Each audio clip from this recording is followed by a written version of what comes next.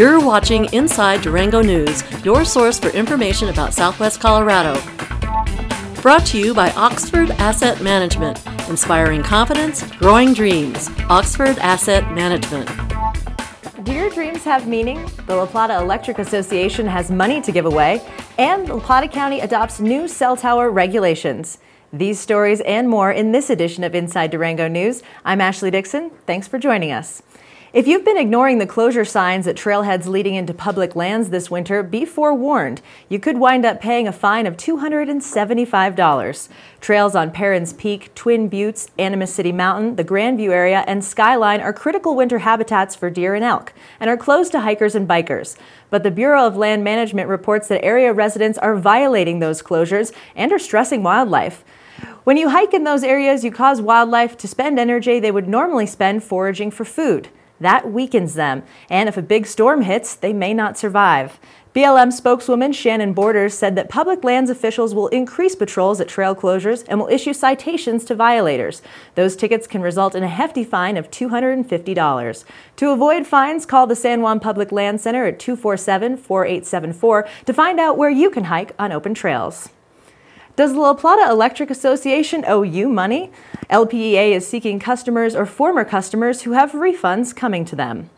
The La Plata Electric Association is a cooperative. That means customers also are owner investors in the association. Each year, LPEA refunds capital credits to its members. Capital credits are funds that customers pay in excess of the cost of the electricity that they use. The LPEA Board of Directors determines how much in capital credits will be refunded each year, and the monies are returned to customers as credits on their August electricity bill. LPEA also issues checks to those who receive $100 or more. However, a lot of that money goes unclaimed, $425,000 to be exact, and LPEA wants to know if you're one of the members who should get some of that money. You can check to see whether you have a capital credit coming to you by logging on to the LPEA website at lpea.com. LPEA publishes a list of individuals and businesses that the co-op has been unable to find because of invalid addresses or other reasons. So if your name is on the list, you may have a refund coming. Since its incorporation in 1939, LPEA has refunded more than $35 million. And what happens to the unclaimed capital credits? If LPEA can't find the owner after 3 years, the money is used for scholarships and community grants, says spokeswoman Indiana Reed. So either way, the community benefits from the program. They're a necessary part of modern life, and while cell towers may sometimes mar the idyllic Durango landscape, they reduce the likelihood that you'll have to use the old mantra, "Can you hear me now?" The La Plata County Commissioners recently amended the Land Use Code to address development and regulations for telecommunications facilities in the county, a move they hadn't yet been addressed in any county codes. It became an issue when a telecommunications company proposed to place a tower on the Hermosa Cliffs, much to the dismay of surrounding property owners and others who enjoy the pristine view of the cliffs from U.S. Highway 550. The change will regulate the placement, construction, and modification of telecommunications facilities to protect the health, safety, and welfare of the public, while at the same time considering the need for sufficient wireless service in unincorporated La Plata County. The new regulations will require permits before any new construction on telecommunications facilities begins. Any companies that propose a new cell tower will be required to provide everything from photo simulations of the site to a description of how much light the building will emit. In an effort to prevent towers from popping up along Durango's iconic ridgeline, the county also agreed to focus efforts on using existing towers to add antennas for more coverage. It's a process called co-locating, and it will be required for all new telecommunications facilities unless the company can prove that placement of a new tower is the only way to expand service. Other regulations require that any new freestanding facilities have the ability to support at least 3 other antenna mounts. The maximum height allowed on any new tower is 199 feet, and the setback from a tower to any property line will be at least 1.3 times the tower height. The Board of County Commissioners also included a section about abandonment and removal of telecommunications facilities should they be left unused for 6 months. If the building does not get reclaimed within 90 days after the abandonment has been declared, then the county will remove it. Overall, these new regulations will help lay the groundwork for handling the steady march of technology. While it's safe to say we won't see many new towers popping up anytime soon, the commissioners believe that it's important to have a structure in place in the age of 4G, wireless, and the mobile devices that keep everyone connected. Imagine if you could save money, reduce your carbon footprint, and use less fossil fuel, all at the same time. The Southwest Seed Library hopes to do just that with a new seed-saving program that gives local gardeners an opportunity to share their locally grown seeds. The Southwest Seed Library hopes to do just that with a new seed-saving program that gives local gardeners an opportunity to share their locally grown seeds. And it seems it's an idea just waiting to grow. In late January, Southwest Seed Library leaders held an introductory meeting to plant the idea in the gardening community. More than 60 people attended on a Saturday afternoon. The Southwest Seed Library will provide a variety of seeds to local gardeners to plant this spring. When the plant produces new seeds, gardeners are encouraged to harvest seeds from the strongest plants and send them back to the seed library for planting the following year. The process is called crop acclimatation. Harvesting the strongest seeds each year allows crops to adapt to a greater variety of environment and keeps the gene pool strong. The only payment is information. Each gardener is asked to take notes on soil type, garden type, and crop yield. The information will be used by future gardeners to further improve the seed stock. Organizers announced that the Durango Discovery Museum has agreed to house the seed bank and will produce an educational exhibit to go with it.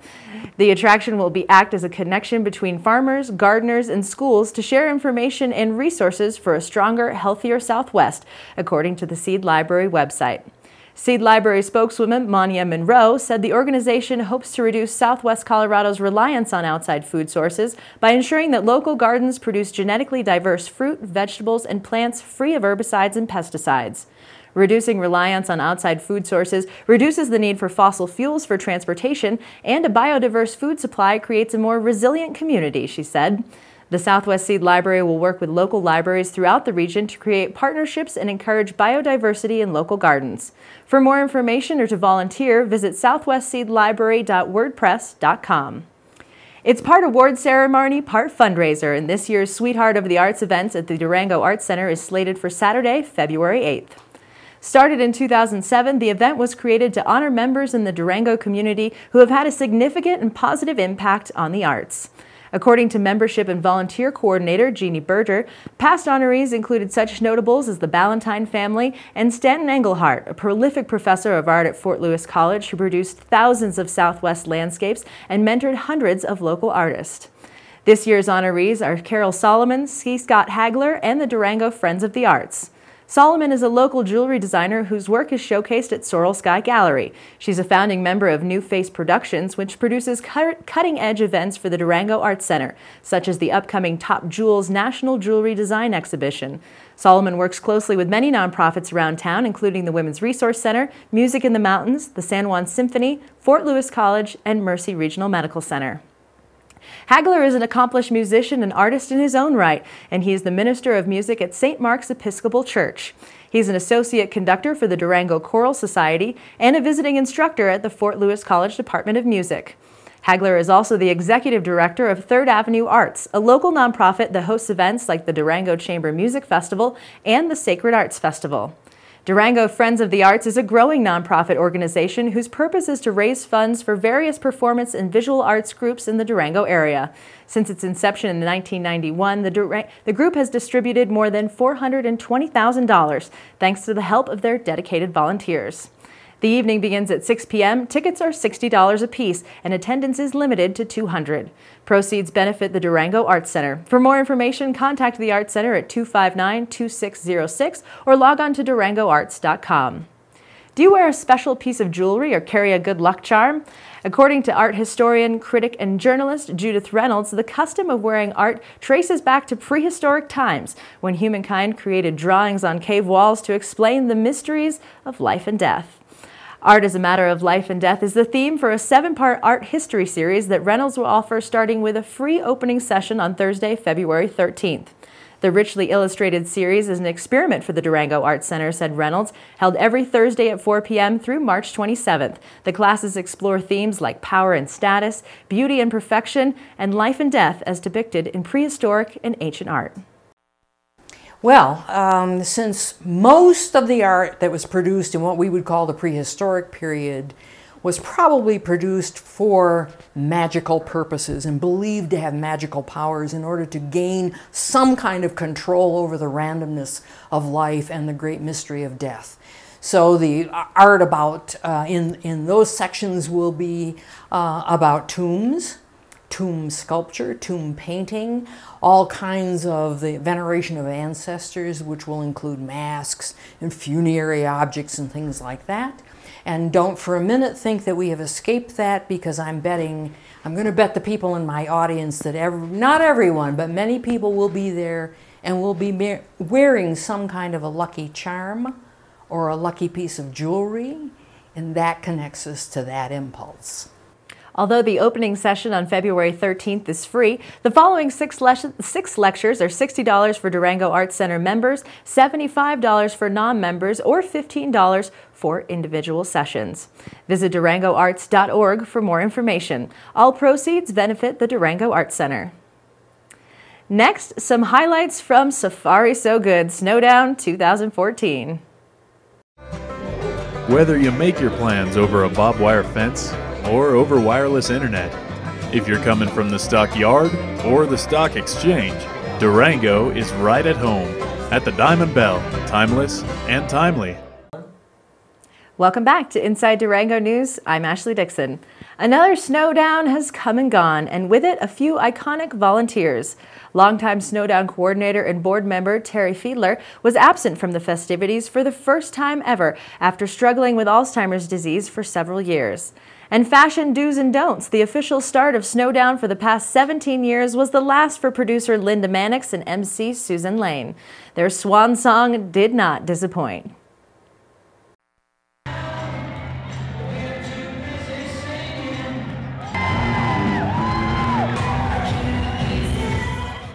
Hi, I'm Kitty and I'm with Inside Durango TV. We're here at the Fashion Do's and Don'ts kicking off Snowdown Week.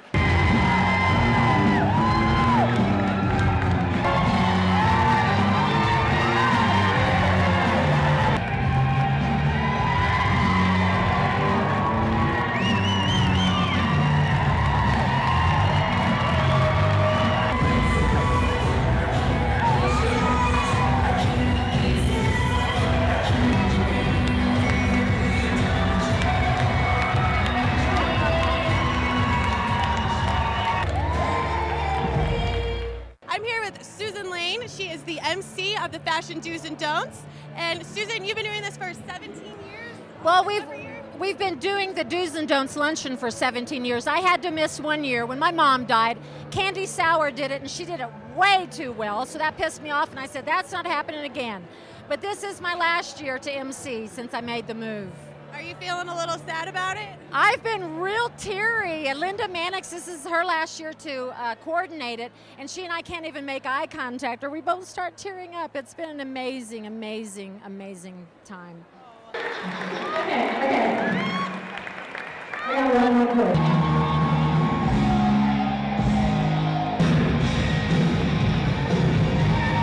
I'm here with Linda Mannix, and this is her 17th year at Fashion Do's and Don'ts. And Linda, this is your final year here. What are you going to miss most about the Fashion Do's and Don'ts? Well, actually, I'm not going to miss it because I'm just retiring as the event coordinator, and I'll probably still be in it next year. We just kind of get the party started for Snowdown. It used to be the opening event. Now there's some other events going on already, but it's really the big kickoff costume event for Snowdown. The audience is a big part of this event. Yes. Are you getting excited? Yes, we encourage the audience to dress up too, and we give out prizes, thanks to the Snowdown Prize Committee, to people in the audience for best fashions, because Durango is actually the worst dressed community. So it's hard to be a best fashion in a worst dressed community.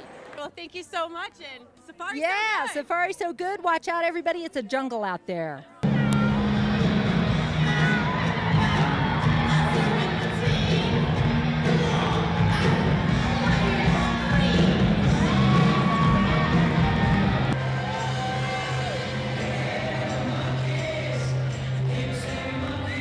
What's your favorite thing about the Fashion Do's and Don'ts here?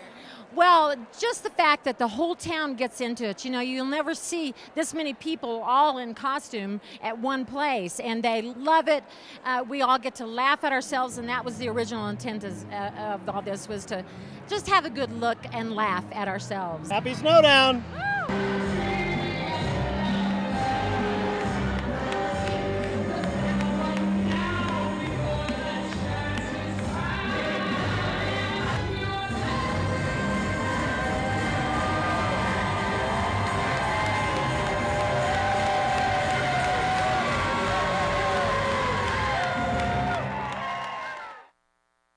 one. Wow, the fashions on the runway and in the audience were over the top this year. Next, a roundup of Snowdown. Inside Durango TV covered 16 events during Snowdown, so look for more Snowdown features throughout the week on Channel 15 and DurangoTV.com. Then stay tuned for advice on remembering and interpreting your dreams with psychotherapist and dream specialist Deborah Quayle. Meet Dan and his dog Bongo. They started their own dog biscuit company, but Dan wanted more. So Dan worked with Fast Signs. They created a plan to attract more customers, get more business, wag more tails. Still, Dan wanted more, and Fast Signs provided more. Fast Signs help with digital displays, mobile marketing, merchandising, fleet graphics, and more. Now Dan has more sales, more locations, more of the good life. And more is exactly what Fast Signs delivers. More than fast, more than signs, more than 530 locations worldwide. This is Durango 2014. Safari's so good.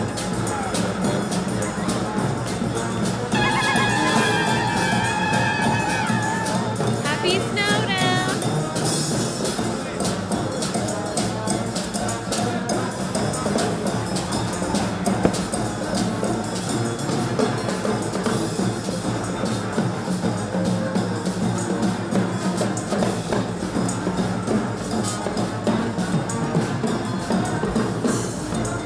Happy Snowdown, Durango. For real. Happy Snowdown, Durango. Happy Snowdown, Durango. Cheers! So what have been the good events of Snowdown this year so far? I won buck quarters the other day. Second place, we won $50. And if this broadcast really catches your fancy, the Winter Olympics start on the 7th of February, Sochi, Russia. I'm gonna get hit, I'm gonna get hit. I didn't get hit. I survived. Now, we're just in the beginning of this day. Are you kind of excited to watch it all deteriorate as the day progresses? We like to think of this as adult daycare. Well, I am here with the turkeys and with the Outlaw Golf in the parking lot of Gazpacho. Okay. I'm going to get knocked over by the referee. He doesn't mind. He's got a nice hat on. Now, what was the inspiration behind the costumes today? Wow. It's 12 a.m. or 12 p.m. 40 seconds on the clock. Reminiscent of a scene from Space Jam. Happy Snowdown, Durango! The performance, the life, the drama, the fantasy, it's everything. It's everything you never thought you could be, just on stage, live. It's perfect. Happy Snowdown, Durango.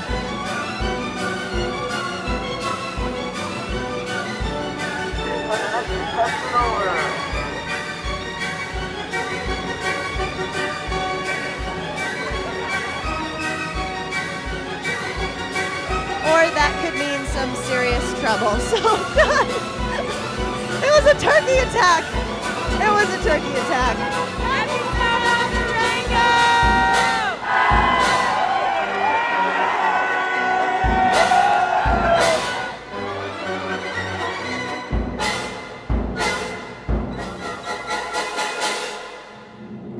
Happy Snowdown. It was a turkey attack. It was a turkey attack.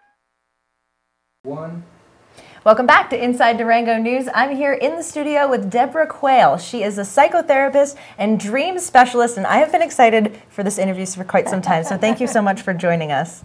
You're welcome. So first, talking about dream interpretations, I mean, we were kind of talking before the show, this could be a 30-minute program in and of itself. Yep. But for people who want to start interpreting their dreams, first off, how do you even remember your dreams? It's really important in the morning, first thing, to first of all, not move, because one of the things that happens when you dream is you're in a state of kind of paralysis in a way. Otherwise, you'd be running through your dreams or flying or doing that, and you don't. You're lying there more or less still. And so, if you mimic that state when you wake up, don't open your eyes, don't move your body. This sounds challenging. And just go back and see what you remember. Just wait. Just ask, you know, dreams, what happened? What's there? And sometimes it's just like tugging on a small thread, and you can get more and more if you just even get an image, a color, a sense, a room, a quality, and then go from there. And you were saying that you've learned that you have to talk them, right? It's true. We were talking before the interview, and just recently I feel like I've been able to remember my dreams more, because when I wake up, I say, wow, that was crazy. I was here and there, and I was doing this, and it's kind of allowed me to kind of figure out, okay, now what does that mean? And how does someone even kind of get to that point? Well, first of all, if you think of dreams as being like a friend, what happens with your friends when you don't acknowledge them, or you don't call them, or you don't visit them, or you don't talk about them? They get very upset. So with a dream, when you remember, even just a little bit, if you talk about it and pay attention, you pay attention to your dream, then they'll come more prolifically, more freely, and you'll start to remember more and more of them. Yes. So by writing them down or telling your partner, even the scary ones, some you might not want to tell your partner, you could tell someone else, but that will begin to make them more present in your life. And then once that happens, it's very interesting, because there are a number of different approaches to figuring out what dreams mean. So in terms of, and we talked about this a little bit before we got on the air, I had a crazy dream. Someone that I hadn't thought about for years, a kid from middle school, suddenly arrived in my dream, and you wake up thinking, well, what does that even mean? Exactly. So a beautiful way to approach something like that is to think, okay, so that kid was in my class when I was, say, in 7th grade. So you go back in your life, and you say, what was going on in 7th grade? And maybe it was something like, oh, we had just moved to a new town. Oh yeah, I just moved here a little while ago. Oh, there's this similarity between this and that. So that's one way. Another way is you think about who that kid was to you. It's like, oh, that was my best friend. And then you look at the dream and you see, well, who is that person? What's happening in the dream? Like a play. Yeah. Think of dreams as plays. And you go, oh, well, my best friend left me in my dream. Oh, in my life right now, am I feeling the need for a best friend, or a loss of a best friend, a lack of a best friend? That kind of thing. Yeah. Another way is think about who that person was. Maybe it was the joker in the school, the class clown. And you say, you had a dream about him. And you go, oh, I'm dreaming about this clown part. Well, what's happening with the clown part of me? You know, maybe... Ooh, this could go deep. This could go deep. I love it. You know, you might be too serious and you need some clown part in that kind of thing. See, and that's why we could devote 30 minutes to this. So for people that are finding this relevant and they're wanting to interpret their dreams, how can they get in touch with you? Well, I have a website called deepcreativeliving.com. And also, I'm going to be teaching a class at Fort Lewis College in the Continuing Education Department. Very good. Yeah. So that'll start in April, and the catalog, the Fort Lewis College Continuing Ed catalog, has all the details about that in there. Well, it definitely sounds like an interesting class, and just in our conversations, you realize how cool this could be in interpreting everything that's happening in your life. So, Deborah, thanks so much for joining us. Yeah, thank you. We're going to take a quick break, and up next, we have our weekly updates. For natural and organic vitamins and supplements and health and beauty products, there's no better place than Nature's Oasis. We offer an experienced staff, nutrition and supplement education, and exclusive products. Nature's Oasis, home to the largest selections of vitamins and supplements in the Four Corners region. Welcome back to Inside Durango News. Here are your weekly updates. Chocoholics, Friday is your lucky day. The annual Volunteers of America Chocolate Fantasia begins at 5:30 p.m. on February 7th at the La Plata County Fairgrounds. The theme, Chocolat de Paris. Tickets are $20 for adults, $10 for kids 10 and younger, and may be purchased at the First National Bank of Durango or at the door. Need help filling out your income tax return? Free tax services will be offered to eligible taxpayers from 5 to 9 p.m. on Wednesday and from 9 a.m. to 5 p.m. in the Education Business Hall at Fort Lewis College. Call 1-888-217-1215 to determine your eligibility. The Durango Big Picture High School will host an open house for parents of students who will be freshmen this fall. Parents are invited to drop by the school at any time between 4:30 and 6:30 p.m. on Tuesday, February 11th. Big Picture High School is located next door to the 9R Administration Building at 12th Street and 2nd Avenue. For more information, log on to bigpicture.durangoschools.org. Are you concerned about getting paid enough to live in Durango? The La Plata County Thrive Living Wage Coalition will host a free screening of Inequality for All at 6 p.m. on Tuesday, February 11th in 130 Noble Hall at Fort Lewis College. The documentary looks at the nation's widening inequality gap. Contact Greg Felsen at 383-6460 for more information. Fort Lewis College anthropology professor Kathy Feindare will present a lecture on the power of masks at 7 p.m. on Thursday, February 13th in 130 Noble Hall at Fort Lewis College. Her lecture is part of the Lifelong Learning series by professional associates of Fort Lewis College. Log on to fortlewis.edu for more information. And that's it for this week's Community Updates. The Community Calendar is brought to you by what'shappeningdurango.com. Post your free event today and join the one-stop, easy-to-use events calendar for Durango. Thank you for watching this edition of Inside Durango News. Next week, the drought in southwest Colorado, wolves in Ignacio, and another big hit to the county budget. I'm Ashley Dixon, and remember, just watch us. You'll like what you see. Tune in weekly to watch Inside Durango News, your source for information about what's going on in Southwest Colorado. Inside Durango News has been brought to you by Oxford Asset Management, inspiring confidence, growing dreams. Oxford Asset Management.